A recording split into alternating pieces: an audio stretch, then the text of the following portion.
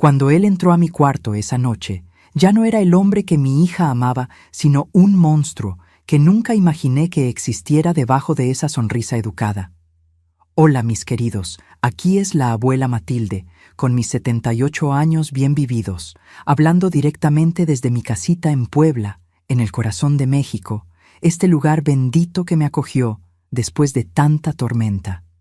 Hoy voy a compartir con ustedes una historia que guardé dentro del pecho por casi 40 años, una historia de dolor, pero también de superación. Antes de comenzar, me gustaría que comentaran ahí abajo cuántos hijos y nietos tienen. Me da gusto saber sobre la vida de las queridas y queridos que me están viendo. También suscríbanse a este canal y dejen su like en este video. Nací en 1947 en Veracruz, en la costa del Golfo de México. Quien conoce sabe que es un pueblito que parece haberse detenido en el tiempo, con esas calles empedradas, casitas de colores y el mar golpeando suave en la playa. En esa época, ni soñábamos con el turismo que tiene hoy. Era un lugar sencillo de pescadores y artesanos, donde todo mundo conocía a todo mundo, donde los niños podían jugar en la calle hasta que anocheciera. Sin preocupación, mi papá, Sebastián, era pescador. Salía todavía de madrugada con esa lancha de madera que él mismo construyó y regresaba con el sol ya alto, trayendo pescado fresco que mi mamá Concepción preparaba con maestría. Además de cuidar la casa y los 5 hijos, yo era la más pequeña. Ella hacía dulces que vendía para completar los ingresos de la familia hasta hoy. Siento el olorcito del dulce de guayaba que preparaba en la olla de cobre moviendo por horas hasta que quedara en su punto. Fue con ella que aprendí a hacer dulces desde pequeña. Me quedaba ahí al lado observando, ayudando a cortar las frutas, a preparar los jarabes. Matilde, el secreto no está solo en la receta, sino en el amor que le pones mientras lo preparas, me decía, y tenía razón. Nunca pude hacer un dulce de guayaba igual al de ella, aunque siguiera exactamente los mismos pasos. La infancia fue sencilla, pero feliz. Estudié hasta 4º grado en la única escuela del pueblo. Después tuve que parar en esa época para las niñas. Como yo de familia humilde, estudiar era casi un lujo. ¿Para qué estudiar más si luego se va a casar y cuidar la casa?, decían. Así se pensaba. Desafortunadamente, a los 15 años, ya ayudaba a mi mamá con los dulces y había aprendido también a hacer artesanías con caracolas y materiales que encontraba en la playa. Hacía collares, aretes, pequeños adornos, que vendía a los pocos turistas que aparecían en el pueblo, principalmente en verano. Fue en una de esas ocasiones, vendiendo mis collares en la plaza cerca de la iglesia, que conocí a Antonio. Él no era de Veracruz. Había venido de la Ciudad de México a trabajar. Era técnico de una empresa que estaba instalando la red eléctrica en el pueblo. Sí, mis queridos. En esa época todavía había lugares en México sin energía eléctrica. Imaginen nomás cómo era nuestra vida. Solo con quinqués y velas. Antonio era diferente. De los muchachos que yo conocía más grande, ya con 25 años, había estudiado. Conocía el mundo más allá de nuestro pueblito. Hablaba de una forma que me encantaba. Contaba historias de lugares que yo ni imaginaba que existían. Un día te voy a llevar a conocer la capital. Me prometió después de comprar un collar de caracolas que yo había hecho, se quedaría en Veracruz por apenas 2 meses, tiempo suficiente para enamorarnos contra la voluntad de mis papás, que pensaban que se iría y me dejaría. Empezamos a encontrarnos a escondidas por las noches cuando todos dormían. Yo me escapaba por la ventana y nos encontrábamos en la playa, donde conversábamos durante horas bajo el cielo estrellado. Fue en una de esas noches con el ruido del mar, como testigo, que me entregué a él por primera vez, joven, ingenua, creyendo en las promesas de amor eterno. Voy a regresar por ti, me dijo en vísperas de partir, espérame. Y yo esperé día tras día, semana tras semana, hasta que se me retrasó la regla y el desespero me dio. Estaba embarazada, a los 18 años soltera, en un pueblo pequeño donde el chisme corría más rápido que el viento. Mi papá casi me corrió de la casa. Cuando le conté, mi mamá lloró por días. Ese hombre nunca va a regresar. Matilde, arruinaste tu vida. Pero para sorpresa de todos, Antonio regresó. No había sido solo una promesa vacía. Cuando supo del embarazo, hizo lo que consideraba correcto, pidió mi mano en matrimonio. Mis papás, a regañadientes, aceptaron mejor una hija mal casada que soltera con un hijo. Decía mi mamá, repitiendo el pensamiento de la época. Nos casamos en una ceremonia sencilla en la iglesia de la Santísima Trinidad, yo ya con la panza empezando a notarse bajo el vestido blanco sencillo que mi mamá cosió. Después nos fuimos a vivir a una casita rentada cerca del puerto. No era grande ni bonita, pero era nuestra. Antonio consiguió transferencia para trabajar en el mantenimiento de la red eléctrica en Veracruz y alrededores, lo que significaba que a veces pasaba días fuera en otros pueblos, pero siempre regresaba. Lucía nació en una noche calurosa de enero de 1965, un parto difícil en casa, con la ayuda de una partera. Como era común en la época, cuando la cargué en mis brazos por primera vez, ese pedacito de gente con los ojos del papá, y mi nariz supe que mi vida nunca más sería la misma.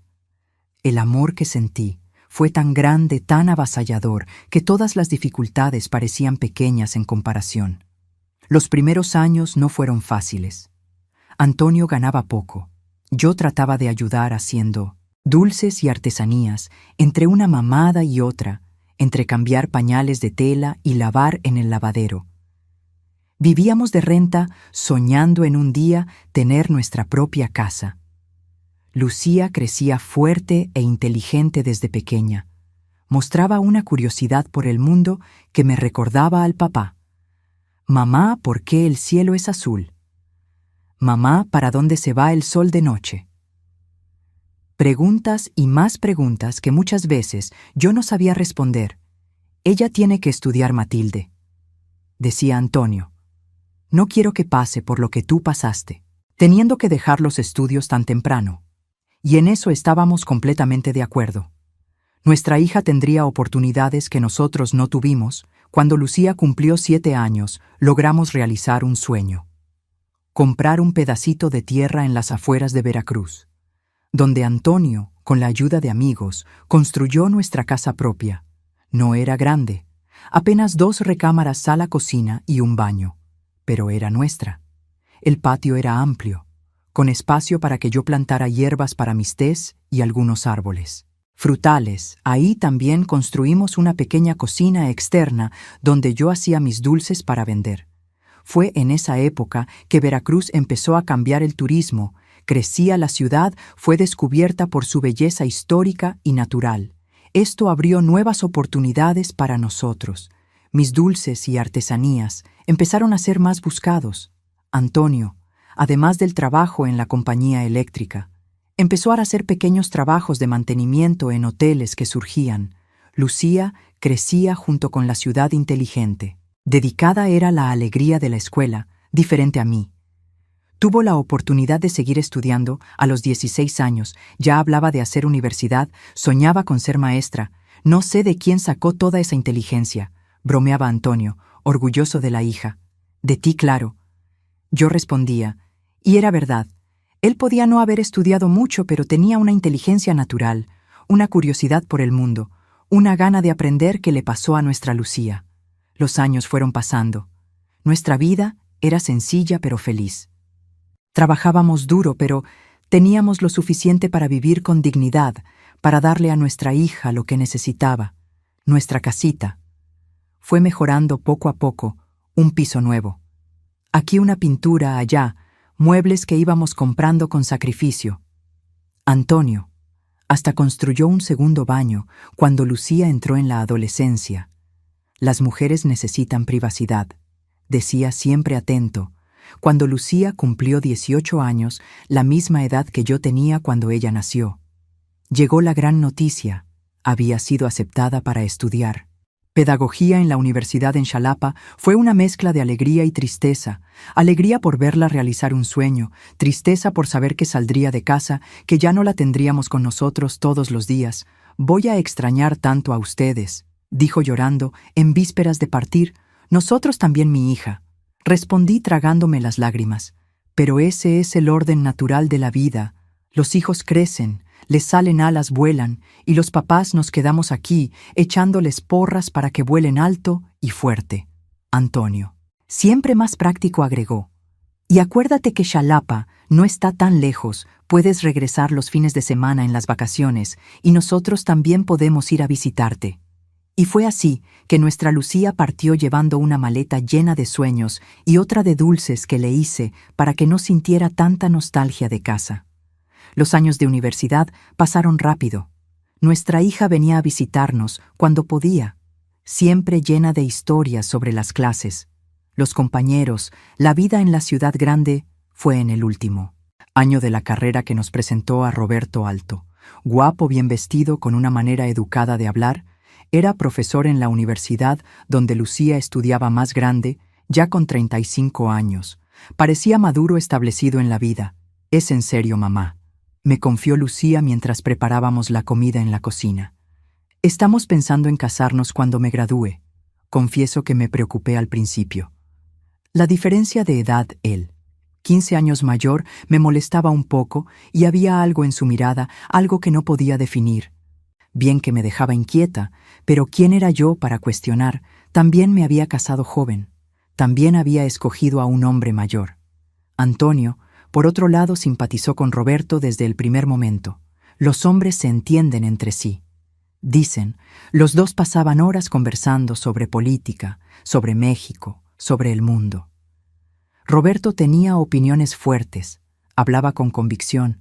Antonio, más sencillo, más callado, lo escuchaba con admiración. «Él va a cuidar bien a nuestra niña», me dijo Antonio una noche. Después de que ellos salieron a dar una vueltita por el pueblo, es un hombre serio con futuro asegurado. Y así, cuando Lucía se graduó en 1987, se casaron, una ceremonia más elaborada de la que había sido la nuestra, en la misma iglesia donde nos casamos tantos años antes. Lucía estaba radiante en el vestido blanco que compramos con tanto sacrificio. Roberto, elegante en el traje oscuro, parecía el hombre más feliz del mundo. La fiesta fue en el patio de nuestra casa, decorado con flores y luces. Mesas puestas bajo los árboles que Antonio había plantado años antes. Preparé dulces por días. Amigos trajeron comida, bebida. Fue una celebración sencilla pero llena de amor. Después de la boda, Lucía y Roberto se fueron a vivir a Xalapa, donde él seguía dando clases en la universidad y ella consiguió un trabajo como maestra de primaria. Nos visitaban algunas veces por año, en Navidad, en las vacaciones de julio. Ocasionalmente, en algún puente, nuestra vida volvió a ser como era antes de que naciera Lucía apenas. Antonio y yo ahora con más de 40 años cuidando la casa. El trabajo el uno al otro. Extrañaba a mi hija todos los días, pero me consolaba sabiendo que estaba bien construyendo su propia vida, feliz con el hombre que escogió. «Así es, Matilde», me decía Antonio cuando me cachaba suspirando de nostalgia.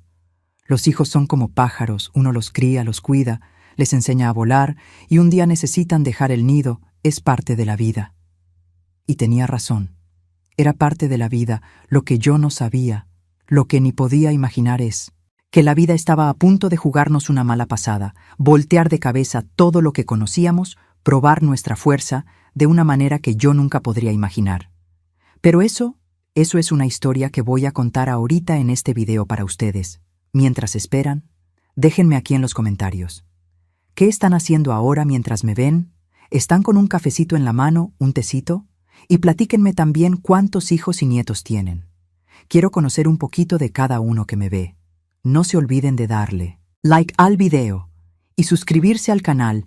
Era una mañana soleada de domingo en julio de 1989, cuando la vida que yo conocía se desmoronó como un castillo de arena. Antonio y yo acabábamos de desayunar en el portal, viendo el mar a lo lejos, haciendo planes para el resto del día. Él quería ir a pescar con unos amigos. Yo necesitaba preparar un encargo de dulces para un hotel nuevo que había abierto en la ciudad. «Regreso antes de la comida, Matilde», me dijo dándome un beso en la frente. Antes de salir, ese beso. Si hubiera sabido que sería el último, habría agarrado su cara entre mis manos, habría mirado bien hondo en sus ojos, habría dicho una vez más: cuánto lo amaba. 3 horas después. Tocaron a mi puerta. Era don Juvenal, amigo de pesca de Antonio, por su cara. Antes de que abriera la boca, supe que algo terrible había pasado. Matilde. Antonio se puso mal en la lancha, un ataque al corazón. Parece tratamos de traerlo rápido, pero... No oí el resto. Un zumbido llenó mis oídos, el mundo giró alrededor y cuando me di cuenta, estaba sentada en el piso de la cocina, sollozando en los brazos de la vecina que había venido corriendo al oír mis gritos. Antonio, mi compañero de 22 años, mi primer y único amor. Mi puerto, seguro se había ido.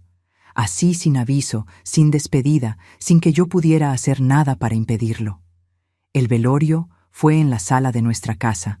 Como era costumbre en el pueblo, parecía que todo Veracruz estaba ahí.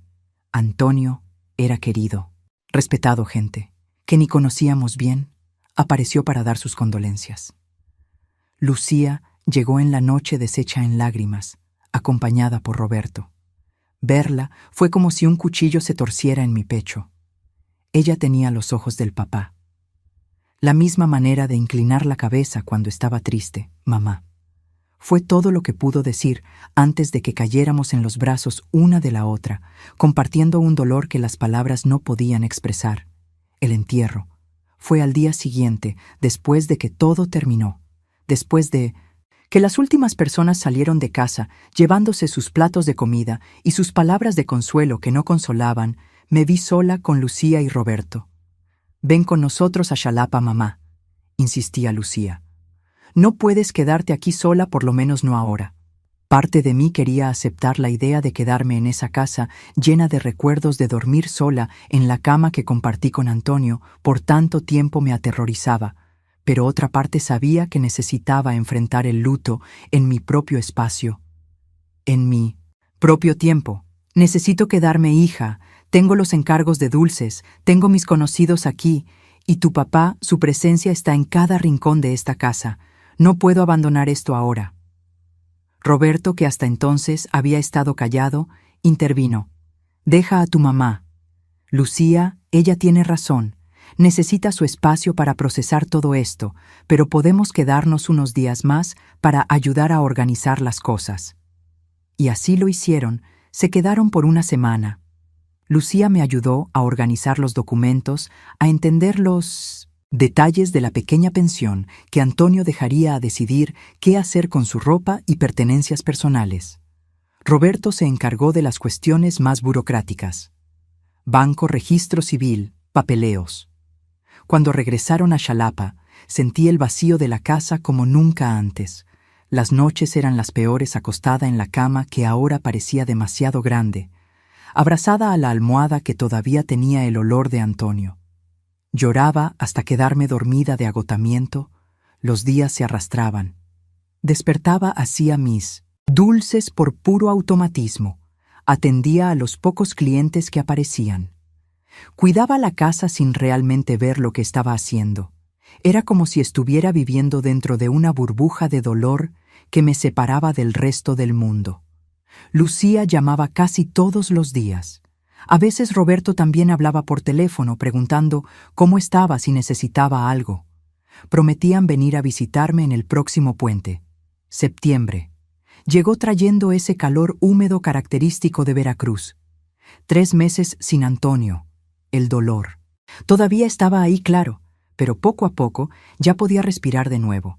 Podía pasar algunos minutos sin pensar en él, sin sentir esa opresión en el pecho. Fue cuando Roberto apareció solo. «Lucía no pudo venir», explicó parado en mi puerta con una maleta pequeña. «Muchos exámenes que calificar, inicio de semestre, agitado. Pero yo saqué unos días y pensé en venir a ver cómo está usted». Al principio me pareció raro por qué vendría sin Lucía, pero luego quité la desconfianza. Él era mi yerno. Al fin y al cabo, solo estaba siendo atento, preocupado por la suegra viuda. Los primeros días fueron tranquilos. Roberto salía temprano, decía que iba a conocer mejor la ciudad, tal vez pescar un poco, como a Antonio le gustaba hacer. Regresaba al final de la tarde. Tomábamos café juntos en el portal. Conversábamos sobre cosas sin importancia. Entonces empezaron los comentarios pequeños sutiles al principio, después cada vez más directos.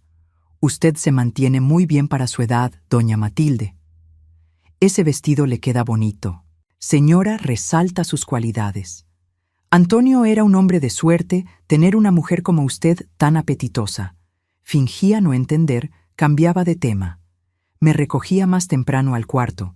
Me decía a mí misma que estaba interpretando mal, que eran solo comentarios torpes de alguien tratando de ser gentil hasta la noche en que trajo el vino para celebrar. Dijo abriendo la botella en la mesa de la cocina. ¿Celebrar qué?, pregunté confundida. La vida, doña Matilde. Antonio no querría que usted se quedara para... Siempre de luto él iba a querer que siguiera adelante, que fuera feliz de nuevo. Acepté una copa pequeña, solo para no parecer grosera. No acostumbraba tomar especialmente desde que Antonio murió. El vino bajó amargo dejando un sabor raro en la boca. Está un poco fuerte, comenté. Es un vino especial, respondió con una sonrisa que no llegaba a los ojos. La va a hacer relajar. Después de la segunda copa, empecé a sentirme extrañamente mareada con la vista borrosa. Pensé que sería el alcohol, pero había algo más, una pesadez que se apoderaba de mi cuerpo que hacía que mis brazos y piernas parecieran de plomo. Creo que necesito acostarme, murmuré tratando de levantarme y casi cayéndome. Roberto me ayudó su brazo alrededor de mi cintura, su mano tocando partes de mi cuerpo de una manera que me hizo sentir incómoda, aún en ese estado de confusión. «Yo la ayudo, señora», dijo su voz diferente, ahora más baja, más peligrosa. Lo que pasó después viene a mi memoria en destellos confusos, como escenas de una pesadilla que trato. Pero no puedo olvidar. Roberto cargándome a mi cuarto, el peso de él sobre mí en la cama que compartí con Antonio. Sus manos ásperas, su aliento a vino y cigarro. Mis intentos débiles de empujarlo, mi voz pastosa suplicando que parara el dolor físico y emocional desgarrador en algún momento. La oscuridad misericordiosa me tragó. Desperté con el sol ya alto, un rayo de luz cortando el cuarto por la rendija de la cortina. La primera sensación fue de dolor, cada centímetro de mi cuerpo. Dolía especialmente entre las piernas, donde sentía un ardor que me hizo soltar un gemido involuntario al tratar de moverme. Entonces llegó la conciencia de lo que había pasado. Los recuerdos fragmentados de la noche anterior se acomodaron como piezas de un rompecabezas macabro. Roberto, el vino, el cuarto, la violación. Traté de levantarme, pero un dolor agudo me hizo caer de vuelta en la cama.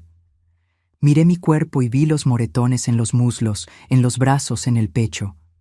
La sábana manchada de sangre, mi sangre.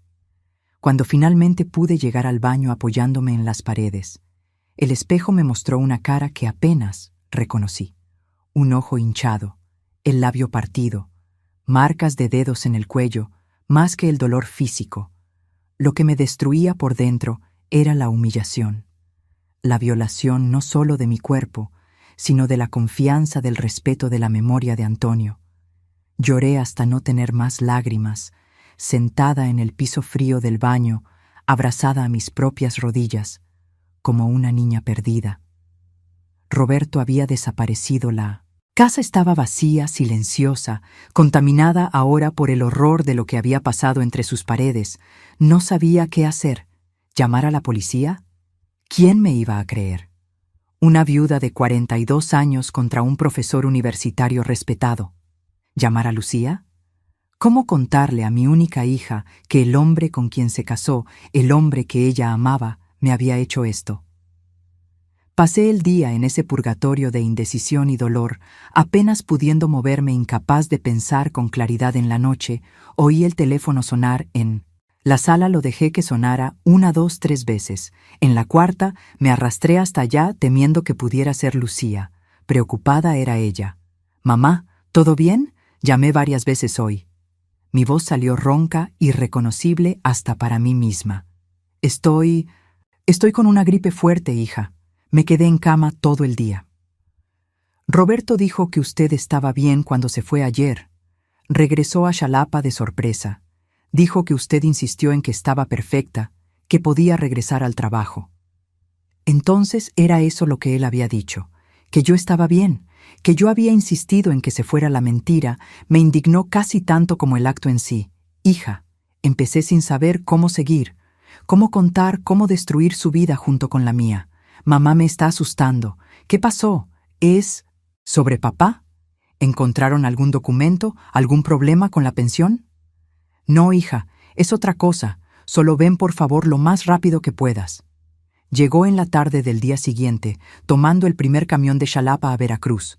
Cuando abrí la puerta, su cara se transformó de la sonrisa preocupada al horror puro al ver mi estado. Mamá, Dios mío, ¿qué pasó? ¿Te asaltaron? ¿Te caíste? Hice lo que no había podido hacer desde que desperté. Esa mañana infernal, abracé a mi hija y lloré. Lloré como si el mundo se estuviera acabando, como si pudiera expulsar todo el horror a través de las lágrimas. Cuando finalmente me calmé lo suficiente para hablar, la llevé a la cocina. Nos sentamos en la mesa donde tantas veces habíamos compartido comidas en familia, donde hacía apenas 2 días Roberto me había ofrecido ese vino maldito. Hija, empecé agarrando sus manos en las mías.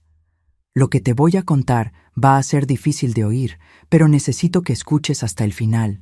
Necesito que entiendas que no quería lastimarte nunca. Quise lastimarte, pero no puedo guardar esto sola. Y conté cada detalle que podía recordar, cada palabra, cada gesto, cada dolor. Conté sobre los comentarios en los días anteriores, sobre el vino, sobre cómo me sentí incapaz de defenderme, de gritar, de huir. Conté sobre despertar destruida, sobre el miedo, la vergüenza, la culpa irracional que sentía, aún sabiendo que la culpa no era mía. Lucía me escuchó en silencio, su cara pasando por una secuencia de emociones: shock, incredulidad, asco, furia. Cuando terminé, estaba pálida, temblando, con las manos heladas entre las mías.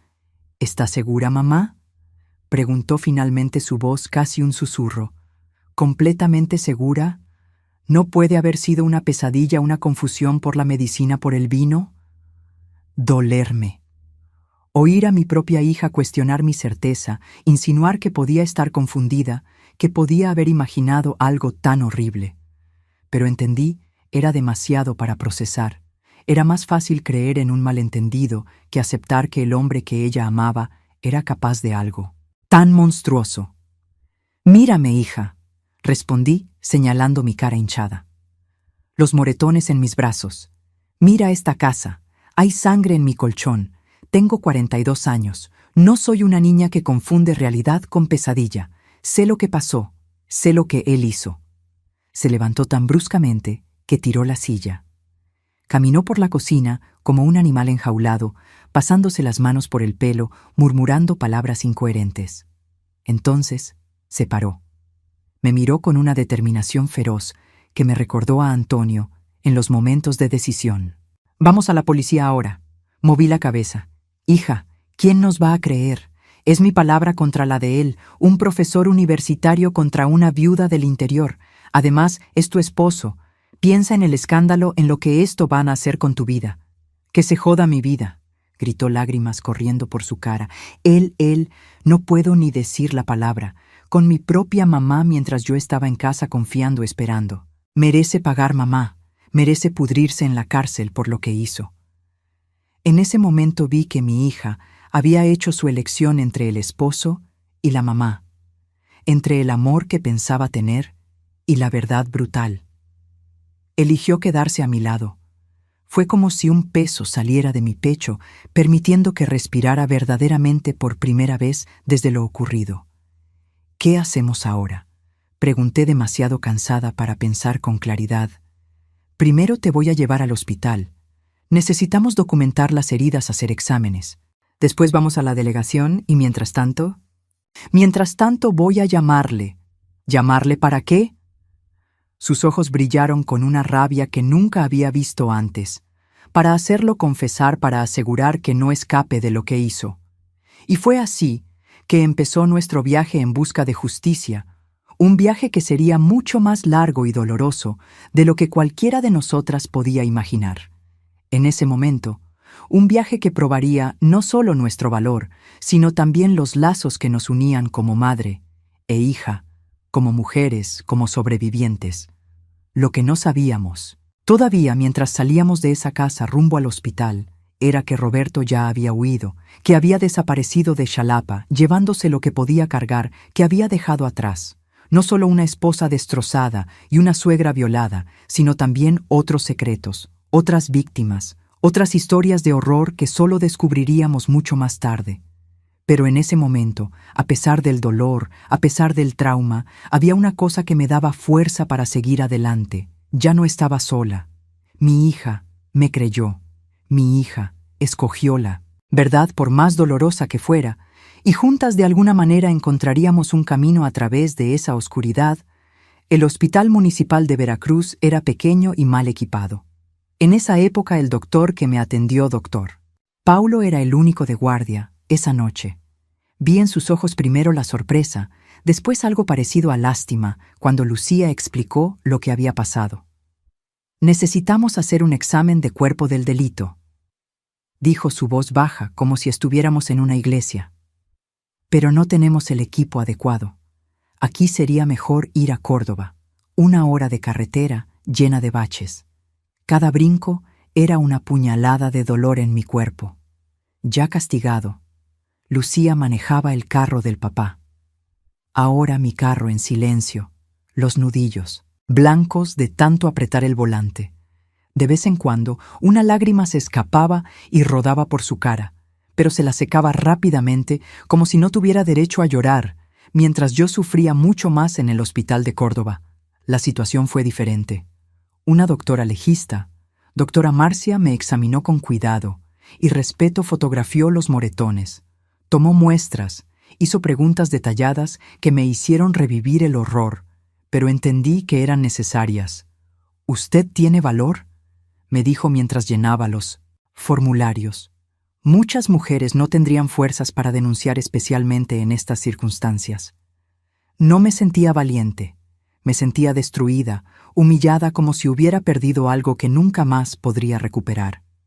Pero miré a mi hija sentada en la silla al lado, y sabía que necesitaba continuar por ella, por mí, por todas las mujeres que pasaron por lo que pasé y no pudieron hablar de la delegación de Córdoba. Nos mandaron de vuelta a Veracruz. El crimen ocurrió en su jurisdicción. Explicaron otra hora de carretera llegando, ya cerca de la medianoche. La delegación de Veracruz era un edificio viejo mal iluminado, con apenas 2 policías de guardia. A esa hora, el delegado, un hombre de mediana edad, llamado Silveira, nos recibió con visible impaciencia. Era tarde, estaban a punto de cerrar, pero cuando Lucía explicó el motivo de nuestra visita, se enderezó en la silla súbitamente más alerta. «¿Usted está acusando al esposo de su hija de violación?», preguntó mirándome directamente con una expresión que mezclaba incredulidad y algo más, algo que parecía casi diversión, como si hubiera contado un chiste de mal gusto. «Sí», respondí forzando la voz a salir firme, «y tengo un dictamen médico que comprueba la violencia». Miró los papeles que Lucía puso sobre su escritorio, los hojeó rápidamente, sin realmente leer. «Usted sabe que esto es una acusación muy seria. ¿No sabe? El señor Roberto es un hombre respetado, profesor universitario. ¿Usted tiene certeza absoluta de que no hubo algún malentendido?» «¿Malentendido?», la misma palabra que Lucía había usado algunas horas antes, como si fuera posible confundir una violación brutal con cualquier otra cosa. «Delegado». Mi voz salió más fuerte ahora, alimentada por la indignación. «Mire mi cara, mire estos exámenes, no hay ningún malentendido. Aquí fui drogada y violada por ese hombre en mi propia casa, en la cama donde dormí con mi esposo por más de 20 años. Se veía incómodo con mi franqueza. Carraspeó, se ajustó la corbata, miró el reloj. «Vamos a levantar el parte», dijo. «Finalmente, pero le aviso desde ya que casos como este son complicados, es su palabra contra la de él, y él probablemente tendrá un buen abogado». «La verdad está de nuestro lado», intervino Lucía. La voz temblorosa de rabia contenida. Y vamos hasta el final con esto, no importa cuánto tiempo tome. Salimos de la delegación ya en la madrugada con una copia del parte en la mano y la promesa vaga de que investigarían el caso en el camino a casa. Lucía me contó que había tratado de llamar a Roberto varias veces, pero el teléfono solo daba ocupado. Desconectó el teléfono, estoy segura, dijo. Debe estar huyendo en este exacto momento. Tenía razón cuando finalmente logramos hablar con una vecina. Al día siguiente confirmó que Roberto había llegado a casa al inicio de la tarde, hizo las maletas a las carreras y se fue con el carro. Le dijo a la vecina que tenía una emergencia familiar en la Ciudad de México. «Cobarde», murmuró Lucía colgando el teléfono. «Cobarde asqueroso». Los días que siguieron fueron una mancha de dolor, vergüenza y burocracia, más visitas a la delegación, más preguntas, algunas tan invasivas e innecesarias que me daban ganas de dejarlo todo. Pero no me rendí. Cada vez que pensaba en retroceder, recordaba la cara de Roberto, su peso sobre mí, y la rabia me daba fuerzas para continuar una semana después la primera bomba. Roberto había sido localizado en Puebla, en la casa de un amigo, cuando la policía llegó para arrestarlo. Lo negó todo.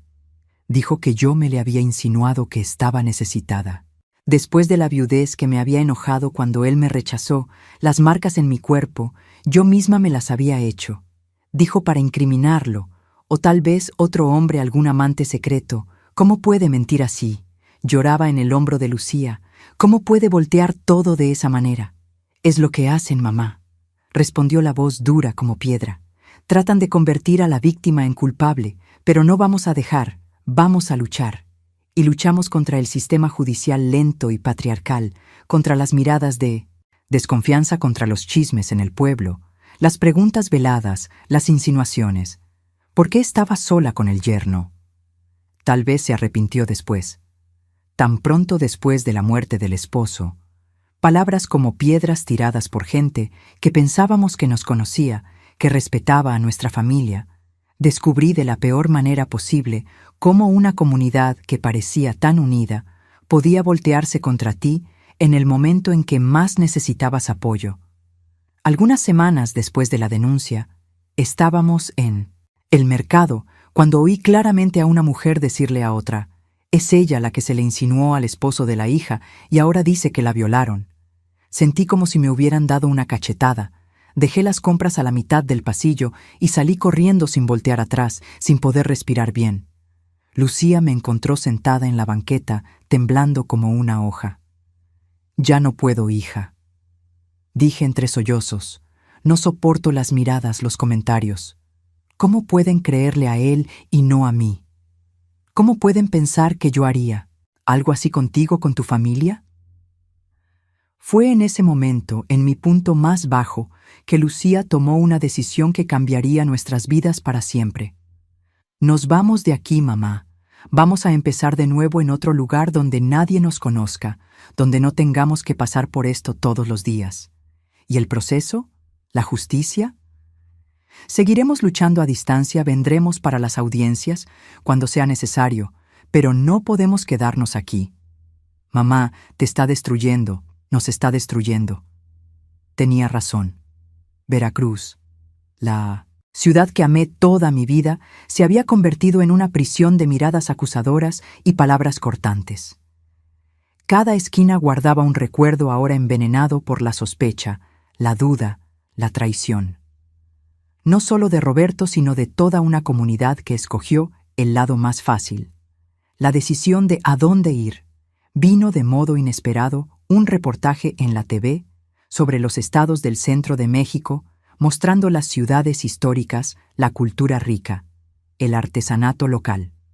Puebla en particular me llamó la atención con sus casas de colores, sus iglesias antiguas, sus volcanes a lo lejos. Se parecía a Veracruz en muchos aspectos, pero al mismo tiempo completamente diferente. «Un nuevo comienzo está lejos», comentó Lucía cuando mencioné la idea, más de 2 días de viaje. «Mejor todavía», respondí. «Mientras más lejos, menos posibilidad de que alguien nos encuentre, de que las historias nos sigan. Nos tomó casi 2 meses organizarlo todo. Vendí la casa por menos de lo que valía, pero necesitábamos el dinero rápidamente. Vendí, también, la mayoría de los muebles, guardando apenas algunos recuerdos preciosos de Antonio que no podía abandonar el abogado que contratamos para el proceso contra Roberto, con los ahorros de toda una vida, que Antonio y yo habíamos guardado para la vejez. Nos aseguró que podríamos seguir el caso a distancia, regresando solo para declaraciones esenciales a principios de 1990. Partimos un camión pequeño con nuestras pocas pertenencias, yo y Lucía, en el carro, dejando atrás la ciudad que había sido nuestro hogar, cargando heridas que todavía sangraban y esperanzas frágiles de un nuevo comienzo. El viaje fue largo y cansado, pero también terapéutico. De cierta manera, cada kilómetro que nos alejaba de Veracruz parecía que un poco del peso salía de nuestros hombros. Conversamos mucho durante esas horas en la carretera, sobre el pasado, sobre el futuro, sobre cómo reconstruiríamos nuestras vidas a partir de los pedazos que Roberto había dejado. Llegamos a Puebla en un atardecer de febrero. El sol se ponía detrás de los volcanes, tiñendo el cielo de naranja y rosa, las casitas de colores, las calles empedradas, las iglesias barrocas. Todo parecía darnos la bienvenida, ofreciendo la promesa de días mejores. Habíamos rentado una casa pequeña cerca del centro histórico a través de una inmobiliaria con la que intercambiamos cartas durante semanas. Era sencilla pero acogedora, con un patio atrás, donde pronto me imaginé plantando hierbas para mis tés. Tal vez hasta montando una pequeña cocina para hacer dulces como tenía en Veracruz. Los primeros días fueron de adaptación. El calor poblano era diferente del calor veracruzano, más seco, más intenso. El acento de la gente, la comida, las costumbres, todo exigía un período de ajuste. Pero poco a poco nos fuimos integrando. Lucía consiguió trabajo como maestra en una escuela primaria local. Yo empecé a hacer dulces para vender, primero de puerta en puerta, después para algunas tienditas de productos, típicos para turistas. Mientras tanto, el proceso contra Roberto siguió su curso lento y tortuoso. Viajamos de vuelta a Veracruz 3 veces en ese primer año para audiencias y declaraciones. Cada regreso era doloroso. Las miradas, los chismes todavía estaban ahí, pero ahora eran más soportables porque sabíamos que teníamos un lugar a donde regresar, un refugio lejos de ese veneno. Fue durante uno de esos viajes, en agosto de 1990, que ocurrió el cambio. En el caso, estábamos en la sala de espera del juzgado cuando una mujer se acercó tímidamente a nosotras. Tenía como 30 años, cabello castaño, amarrado en cola de caballo, ojos inquietos que no podían fijarse en los nuestros. «Ustedes son doña Matilde y Lucía, ¿verdad?», preguntó en voz baja, como si temiera ser oída. Confirmamos, confundidas y un poco aprensivas. «Mi nombre es Teresa», continuó. «Yo también fui víctima de Roberto». Esas palabras cayeron como una bomba entre nosotras. Teresa nos contó ahí mismo en la sala de espera cómo había sido alumna de Roberto en la universidad 3 años antes, cómo él la había invitado a un café para discutir su tesis, cómo había puesto algo en su bebida, cómo había despertado desnuda y lastimada en un motel barato. «Nunca denuncié», dijo, las lágrimas corriendo libremente. Ahora, tenía miedo de que no me creyeran, miedo de que él arruinara mi vida académica, miedo de la vergüenza. Pero cuando supe del caso de ustedes, cuando leí el periódico, no podía quedarme callada, no otra vez. Teresa no fue la única. En los meses que siguieron, 2 mujeres más salieron con historias similares. Una, excompañera de trabajo, una vecina de Xalapa. Diferentes edades, diferentes circunstancias, pero el mismo patrón: bebidas adulteradas, conciencia turbia, violencia sexual. De repente ya no era solo mi palabra contra la de él. Eran 4 mujeres, 4 historias, 4 conjuntos de evidencias que apuntaban a un depredador serial que había pasado años atacando mujeres vulnerables, confiando en el silencio impuesto por el miedo y la vergüenza. El caso ganó nueva dimensión, periódicos regionales empezaron a cubrir al profesor depredador, como fue apodado la policía, reabrió investigaciones anteriores que habían sido archivadas por falta de pruebas. Roberto, que estaba respondiendo en libertad, tuvo la prisión preventiva decretada, pero él ya había huido nuevamente. Esta vez se creía que al extranjero vamos a agarrar a ese desgraciado, nos aseguró el nuevo fiscal del caso. Ahora tenemos un patrón establecido, tenemos testigos, tenemos evidencias fuertes, es solo cuestión de tiempo. Tiempo. Esa palabra que a veces es nuestro mayor aliado, a veces nuestro peor enemigo. El tiempo que sana heridas, pero también el tiempo que permite que criminales escapen, que evidencias se pierdan, que memorias se enturbien para nosotras en Puebla. El tiempo empezó a trabajar a nuestro favor, cada día que pasaba. El dolor se volvía un poco menos agudo. Los recuerdos, un poco menos vívidos, nunca desaparecieron completamente. Algunas cicatrices son permanentes, pero aprendimos a convivir con ellas, a no dejar que definieran quiénes éramos. En agosto de 1991, exactamente un año después de que Teresa nos abordara en el juzgado, recibimos la noticia. Roberto había sido arrestado en Colombia, tratando de abordar a Venezuela con documentos falsos. Sería extraditado a México para enfrentar las acusaciones. El juicio en enero de 1992 fue uno de los momentos más difíciles y al mismo tiempo más liberadores de mi vida. Tener que relatar nuevamente en detalle lo que había pasado esa noche terrible, enfrentar las miradas, algunas de compasión, otras todavía de duda, oír al abogado defensor tratar de desacreditarnos, sugerir que todas éramos mentirosas, oportunistas, desequilibradas, pero esta vez fue diferente. Esta vez no estábamos solas. Éramos 4 mujeres unidas por el dolor, pero también por el valor de hablar de exigir justicia, y teníamos el apoyo de grupos feministas de la Ciudad de México que supieron del caso y vinieron a dar solidaridad, asegurando que la prensa cubriera el juicio de manera justa. Cuando el juez anunció la sentencia, 15 años de prisión por violación calificada, con agravantes por abuso de confianza y premeditación. Sentí algo romperse dentro de mí. No era exactamente alegría. ¿Cómo podía haber alegría en algo tan trágico? Pero un tipo de liberación, un peso que salía de mis hombros, una nube que se disipaba permitiendo que el sol brillara nuevamente esa noche, de vuelta en el hotel en Veracruz, Lucía, y yo abrimos una botella de vino, irónicamente la bebida que había sido usada para drogarme, pero esta vez era un símbolo de reconquista de poder recuperado por la justicia. Brindamos no solo por la condena de Roberto, sino por todas las pequeñas y grandes victorias que habíamos conquistado a lo largo de esos años terribles. El valor de denunciar, la fuerza para empezar de nuevo la resistencia, para seguir luchando cuando todo parecía perdido, y por el nuevo comienzo, agregué pensando en nuestra nueva vida en Puebla, en las amistades que estábamos construyendo allá, en las posibilidades que se abrían ante nosotras.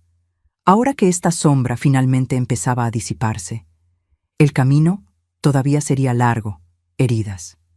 Especialmente las del alma, tomarían mucho más tiempo para cicatrizar completamente, si es que algún día cicatrizarían. Pero en ese momento supimos que lo peor había pasado, que habíamos enfrentado al monstruo y de alguna manera salido victoriosas. Al día siguiente regresamos a Puebla, dejando atrás no solo Veracruz, sino también el capítulo más sombrío de nuestras vidas. Era hora de mirar hacia adelante, de reconstruir, de encontrar alegría nuevamente en un mundo que, a pesar de todo, todavía tenía mucho que ofrecer. Puebla nos recibió con los brazos abiertos, como si esa ciudad histórica supiera que necesitábamos sanación. Regresamos del juicio con una sensación extraña, una mezcla de alivio y agotamiento, como quien termina una larga batalla y solo entonces se da cuenta de lo herido que está nuestra casita rentada en el centro histórico. Ganó nuevos significados. Después de ese febrero de 1992. Ya no era solo un refugio temporal, sino el lugar donde realmente empezaríamos a vivir nuevamente. Pinté las paredes de amarillo claro, planté flores en el pequeño jardín del frente, colgué cortinas de colores que compré en el mercado local. Cada pequeño toque era una afirmación. Estamos aquí, estamos vivas, estamos empezando de nuevo. El calor poblano, tan diferente de aquel de Veracruz, se fue volviendo familiar. Despertar con el sol, entrando por las ventanas, el olor de café mezclado con los aromas del mercado cercano, el sonido de los pajaritos que hacían nido en los árboles del patio, pequeñas bendiciones diarias que antes ni notaría, pero que ahora representaban mucho la capacidad de sentir placer en las cosas sencillas. Nuevamente, Lucía se dedicaba totalmente a la escuela, donde daba clases. Los alumnos la adoraban, los papás la respetaban, la directora. Siempre comentaba sobre su dedicación. Esa maestra nueva hija de la dulcera es un regalo para nuestra comunidad. Oí una vez en el mercado, mi nanche, pecho se llenó de orgullo. Después de todo lo que pasamos, ver a mi hija florecer era como un bálsamo para el alma. En cuanto a mí, mis dulces empezaron a ganar fama en la región. Comencé con un puestecito improvisado, en el tianguis de domingo, vendiendo cocadas dulces de leche, bolitas de amaranto. Pronto surgieron pequeños encargos para fiestas de cumpleaños, bautizos hasta bodas. En 6 meses, ya no daba abasto haciendo todo sola en la pequeña cocina de casa. Fue doña Celia, una señora que conocí en la iglesia, quien sugirió que rentara un espacio propio. Con el talento que tiene doña Matilde, merece una tienda de verdad. Conozco un local vacío cerca del mercado municipal. Es de mi compadre, puedo presentarlos. El local era perfecto. Una casita antigua de paredes gruesas con una sala al frente que serviría como tienda y una cocina espaciosa atrás. La renta era un poco arriba de lo que planeaba gastar, pero decidí arriesgar. Usé parte de los ahorros que trajimos de Veracruz para arreglar el espacio y comprar equipo básico, una estufa industrial, moldes, utensilios en julio de 1992. Inauguramos Dulces Matilde. Decoré la tiendita con manteles de encaje hechos por artesanas locales. Pinté las paredes de azul claro con detalles en amarillo. Puse macetas con flores en las esquinas, en la fachada. Un letrero de madera tallado por un artista de la ciudad mostraba el nombre de la tienda con dibujos de frutas tropicales. El día de la inauguración fue una pequeña fiesta. Lucía invitó compañeros de la escuela. Vecinos aparecieron por curiosidad, hasta el padre de la iglesia del Sagrario. Pasó a dar una bendición. Serví muestras de dulces, diversos café fresco, licor de rompope que aprendí a hacer con doña Celia. La gente sonrió, elogió, prometió regresar y regresaron en los meses que siguieron la tienda. Fue ganando clientela fiel. Turistas que visitaban Puebla, atraídos por el patrimonio histórico y las iglesias barrocas, paraban a probar mis especialidades y salían cargando bolsitas para llevar como recuerdo. Comerciantes locales empezaron a encargar dulces para revender en sus propias tiendas y hoteles. Pronto necesité ayuda. Contraté a 2 muchachas de la ciudad, Juana y Concepción, para auxiliarme en la producción. Les enseñé los secretos que aprendí con mi mamá, adaptados a los ingredientes poblanos. Cocada con nuez dulce de camote con piña, jamoncillo, con nueces de Castilla. Usted trajo un pedacito del sur para nuestro centro, pero con nuestro sazón, dijo Juana cierta vez mientras aprendía a hacer dulce de guayaba. Esa frase me tocó profundamente. Era exactamente lo que estaba tratando de hacer con mi vida, traer lo que había de bueno del pasado, pero transformar, adaptar, crear algo nuevo, a partir de las cicatrices. Lucía también florecía. En 1993 fue promovida a coordinadora pedagógica de la escuela. Nos cambiamos a una casa más grande, más cómoda, con una azotea que daba vista a los volcanes Popocatépetl e Iztaccíhuatl. En las tardes de domingo, nos sentábamos ahí con agua fresca, viendo las familias que se reunían en los parques para días de campo. La vida sencilla y genuina de esa comunidad que nos acogió. Fue en una de esas tardes en abril de 1994 que Lucía me contó sobre Juan. Es maestro de historia en la escuela. Mamá vino de la capital hace 6 meses, es viudo, tiene una hijita de 5 años, Clara. Percibía algo diferente en su mirada cuando hablaba de él, un brillo que no veía desde los tiempos anteriores a Roberto. Confieso que sentí miedo después de todo lo que pasamos. La idea de que Lucía se involucrara con otro hombre me aterrorizaba. ¿Y si fuera otro monstruo disfrazado de príncipe? ¿Ya lo conoces hace tiempo suficiente, hija? Pregunté tratando de no sonar muy alarmada. ¿Sabes sobre su pasado, sobre su familia? Sonrió comprensiva. Sabía exactamente lo que estaba pensando. Sé, mamá. Hice todas las preguntas que te estás imaginando. Hablé con gente que lo conoció en la capital, con la familia de su difunta esposa. Es un hombre bueno, mamá, honesto, gentil. Y entiende nuestra historia, le conté. Todo. ¿Y cómo reaccionó?, pregunté aprensiva. Con compasión sin juzgar, dijo que admira nuestro valor y que espera algún día merecer mi confianza completamente. Aún así, me tomó tiempo aceptar la idea. Cuando finalmente conocí a Juan, algunas semanas después, en una cena en nuestra casa, observé cada gesto, cada palabra, cada mirada, buscaba señales, pistas de cualquier cosa que pudiera indicar peligro.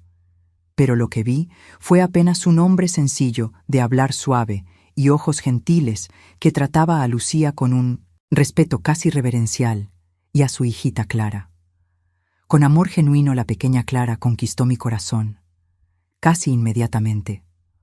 Una niña inteligente, de cabello rizado y sonrisa fácil, que perdió a la mamá tan temprano por el cáncer. Y aún así, mantenía una alegría contagiosa cuando se acercó tímidamente y preguntó si le podía enseñar a hacer dulces iguales a los de la tiendita bonita. Sentí algo dentro de mí derretirse la relación de Lucía, y Juan avanzó con cautela exactamente como debía ser paseos con Clara. Los fines de semana, cenas en familia, conversas largas en la azotea bajo la luna poblana. Ella se estaba permitiendo amar nuevamente, pero esta vez con los ojos bien abiertos, sin la prisa juvenil de antes. En diciembre de ese año, Juan le pidió matrimonio. No fue nada grandioso, apenas una petición sencilla durante un día de campo, a orillas del río Atoyac, con Clara, como testigo cargando una florecita que cortó especialmente para la ocasión.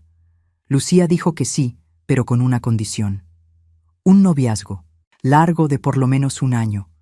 Quiero estar completamente segura, mamá. Me explicó después, no solo por mí, sino por Clara. Ella ya perdió una mamá. No puedo entrar en su vida si no es para quedarme. Admiré la madurez de mi hija. A los 29 años tenía una sabiduría que yo no poseía. Ni a los 40, las pruebas forjaron en ella un discernimiento, una cautela que irónicamente tal vez la protegiera más que cualquier consejo que yo pudiera dar. El año de 1995 fue de preparaciones no solo para la boda que sería sencilla, sino para la nueva vida que se dibujaba. Juan vendió su pequeña casa en las afueras de Puebla y junto con Lucía compró un terreno más grande donde construirían, poco a poco. Yo los ayudé como pude, invirtiendo parte de las ganancias de la tienda, que crecía cada vez más. Mientras tanto, Clara pasaba más y más tiempo conmigo. Venía a la tienda después de la escuela, se sentaba en un banquito alto en la cocina y me observaba trabajar haciendo 1000 preguntas, queriendo ayudar con todo poco. A poco se fue convirtiendo en mi nieta de corazón mucho antes de que cualquier papel oficializara eso. «Abuela Matilde, ¿puedo mover el dulce?», preguntaba, los ojos brillando de expectativa abuela. La primera vez que me llamó, así, sentí lágrimas en los ojos. Nunca imaginé que sería abuela de esta manera, a través de los caminos tortuosos que la vida nos llevó. Pero ahí estaba ella, esa niña que necesitaba tanto amor, como yo necesitaba dar amor, llenando un espacio en mi corazón que ni sabía que estaba vacío. La boda pasó en febrero de 1996, exactamente 1 año después de la petición. Fue una ceremonia sencilla en la Catedral de Puebla, seguida de una fiesta en el patio de la casa nueva de la pareja.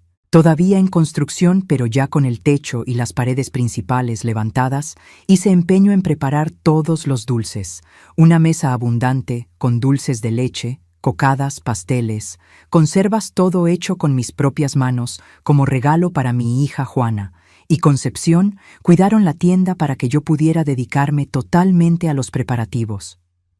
En los días anteriores, fue un día de alegría genuina, sin sombras, viendo a Lucía en el altar, radiante, en un vestido de encaje sencillo, pero elegante al lado, de un hombre que la miraba con admiración sincera. Sentí que finalmente estábamos realmente dejando el pasado atrás, no olvidando, nunca podríamos olvidar completamente, pero avanzando, reconstruyendo, transformando las cicatrices en marcas de una batalla ganada.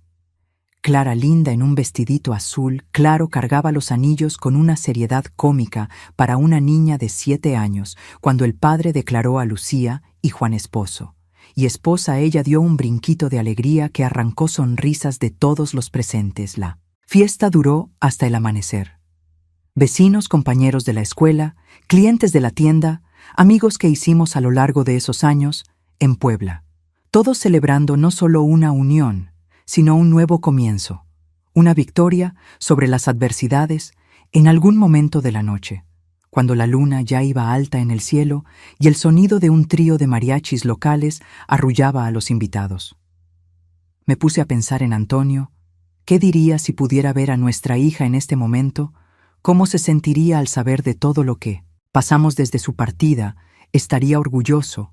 Una voz dentro de mí respondió: orgulloso de la fuerza de ustedes dos, de la dignidad con que enfrentaron lo peor y construyeron algo nuevo y bonito a partir de las ruinas. Esa certeza me trajo una paz que hacía mucho no sentía, como si de alguna manera Antonio estuviera ahí bendiciendo ese momento, aprobando las decisiones que tomamos, los caminos que recorrimos. Los años que siguieron fueron de consolidación de esa nueva vida. La tienda prosperó hasta abrir una segunda sucursal en el centro turístico de Puebla en 1998. Lucía se embarazó en 1997, dando a luz al pequeño Miguel, mi primer nieto biológico, un niño de ojos vivos que tenía la sonrisa del abuelo que nunca conoció.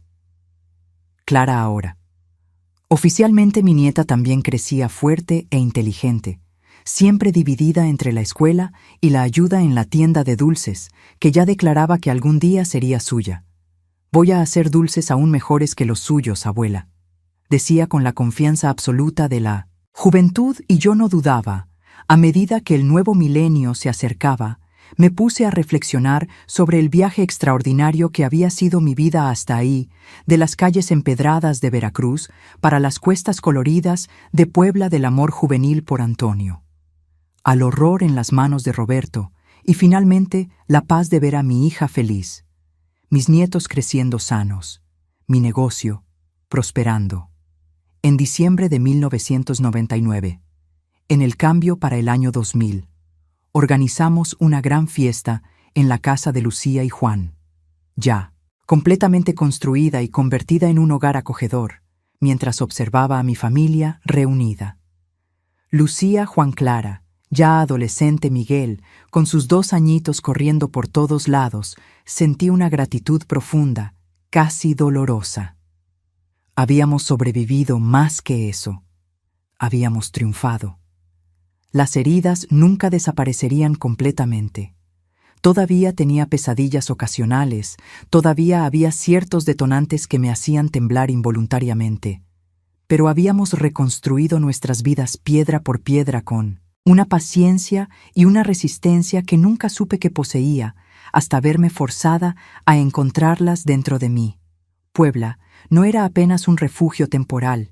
Como pensamos, inicialmente se había convertido en nuestro hogar verdadero, un lugar donde fuimos aceptadas sin juicios, donde pudimos empezar de nuevo, sin las sombras del pasado persiguiéndonos en cada esquina. Las personas aquí nos conocieron en el presente, no por el trauma que cargábamos, sino por lo que éramos capaces de crear y ofrecer a medianoche. Cuando los fuegos artificiales explotaron, anunciando el nuevo milenio, Alcé mi copa en un brindis silencioso al pasado, que nos forjó al presente, que construimos con tanto esfuerzo al futuro, que se abría ante nosotras como una carretera iluminada por el sol. El viaje no había sido fácil.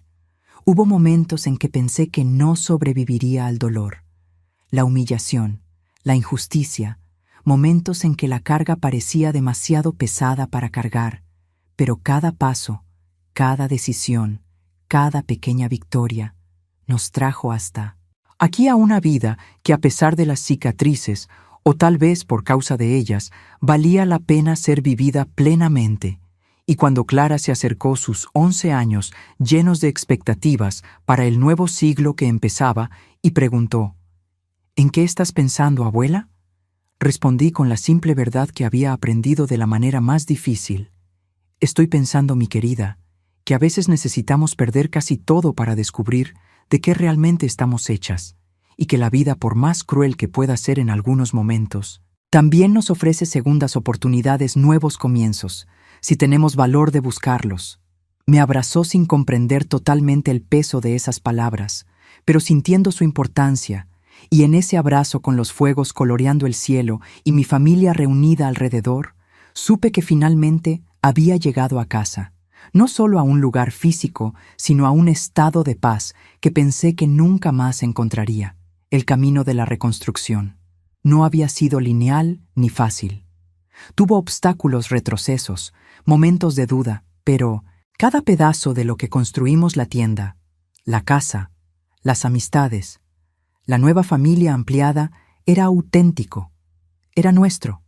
Era fruto no solo del dolor, sino de la negativa, a dejar que el dolor tuviera la última palabra. Y tal vez esa sea la mayor victoria de todas. Transformar el trauma no en una prisión perpetua, sino en un capítulo de una historia mucho mayor. Una historia que continúa desenvolviéndose página tras página, con colores, sabores y alegrías que nadie, ni siquiera Roberto, con toda su crueldad, pudo quitarnos permanentemente. Hoy, sentada en la azotea de mi casita en Puebla, observando el sol ponerse sobre los volcanes con sus tonos de naranja y rojo que nunca me canso de admirar, me doy cuenta de cuánto tiempo ha pasado. Tengo 78 años.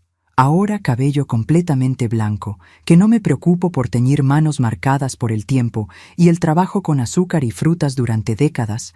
La dulcería Dulces Matilde se convirtió en un punto tradicional de la ciudad, ahora administrada principalmente por Clara, mi nieta de corazón, que heredó no solo mis recetas, sino también mi determinación. A los 36 años expandió el negocio. Creó nuevas recetas mezclando tradiciones veracruzanas y poblanas. Llevó nuestros dulces a ferias gastronómicas en la Ciudad de México, Guadalajara, hasta en el extranjero. Todo empezó con la abuela. Siempre dice cuando la entrevistan sobre el éxito del negocio: esas palabras me llenan de un orgullo que aquella joven asustada, huyendo de Veracruz, jamás podría imaginar que sentiría. Algún día Lucía y Juan continúan juntos, una sociedad que solo se fortaleció con los años. Ella se jubiló recientemente como directora de la escuela, donde empezó como simple maestra. Él sigue dando clases de historia, inspirando nuevas generaciones con su conocimiento y gentileza. Cuando los veo juntos, compartiendo un café en la azotea, intercambiando miradas cómplices, después de casi 3 décadas juntos, siento una paz profunda. Mi hija encontró el amor verdadero, respetuoso, aquel que merecía desde el principio. Miguel, mi nieto biológico, ahora con 28 años, siguió un camino que nos sorprendió a todos. Se graduó en Derecho y se especializó en casos de violencia contra la mujer. Fue por su historia, abuela, me dijo cuando decidió esa carrera, para que otras mujeres no necesiten luchar tanto como usted y mamá lucharon para conseguir justicia. Ya tuve la alegría de ver nacer a mis bisnietos, los gemelos, Antonio y Matilde, hijos de Clara. Homenajes a mi esposo y a mí, y la pequeña Lucía, hija de Miguel, que continúa la tradición de mantener vivos los nombres de la familia.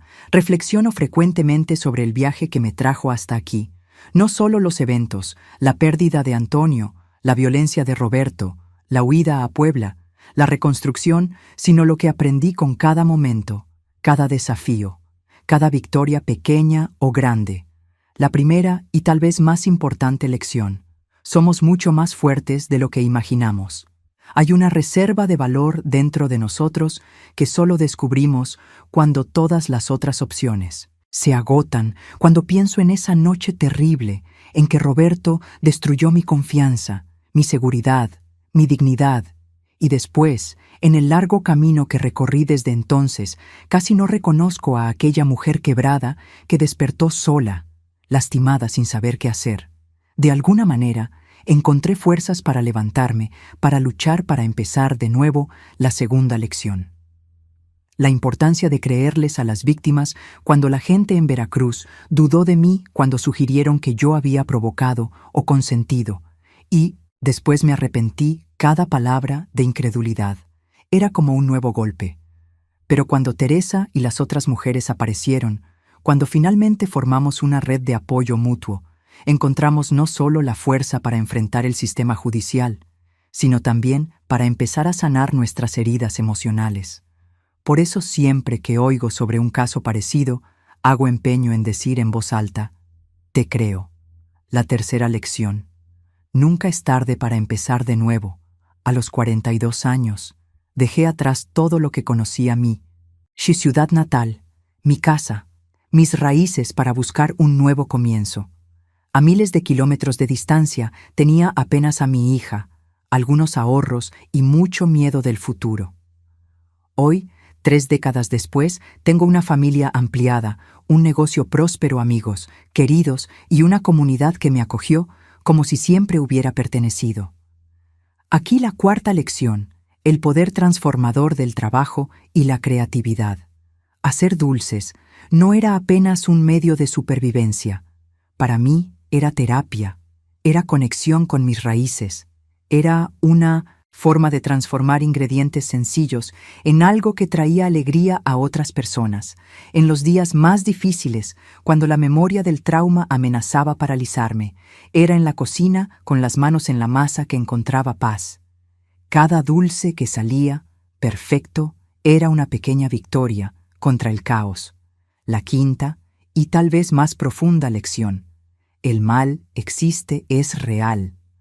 A veces viene disfrazado con una cara amigable y una sonrisa educada, pero el bien también existe, y al final tiene más resistencia, más fuerza. Roberto casi destruyó nuestras vidas, pero miren, no más lo que construimos, a pesar de él, tal vez hasta por causa de él. Una familia más fuerte, una comunidad de apoyo, un legado de amor y trabajo que ya alcanza la 4ª generación. Recientemente, supe a través de noticias viejas que Roberto murió en la prisión en 2001, después de cumplir apenas 9 de los 15 años de su sentencia, un infarto. Dicen, irónicamente, la misma causa que se llevó a mi Antonio. No sentí alegría con la noticia, ni tristeza. Apenas un extraño alivio, como si un capítulo finalmente pudiera ser completamente cerrado.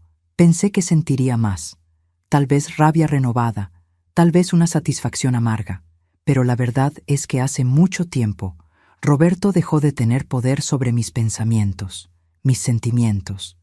Mi vida se convirtió apenas en una página volteada en un libro mucho más grande y más bonito.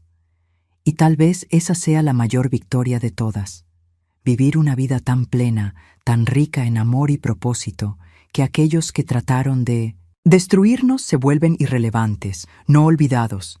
Jamás olvidaré lo que pasó, pero reducidos a una nota al pie en la historia mucho mayor de mi existencia. Mis queridos, que me ven hoy, si esta historia tocó su corazón, les pido que dejen su like y se suscriban al canal. Cada suscripción me da fuerza para seguir compartiendo estas memorias, que no siempre son fáciles de revivir, pero que pueden ayudar a alguien que esté pasando por momentos difíciles. Un abrazo cariñoso de la abuela Matilde, que aprendió que las cicatrices que cargamos no definen quiénes somos, sino lo que escogemos hacer con ellas. Sí, hoy escojo ser feliz. Escojo celebrar cada día como un regalo. Escojo ver belleza, hasta en los lugares más improbables. es esa elección renovada, cada amanecer que me trajo hasta aquí y que te puede llevar mucho más allá de donde jamás imaginaste.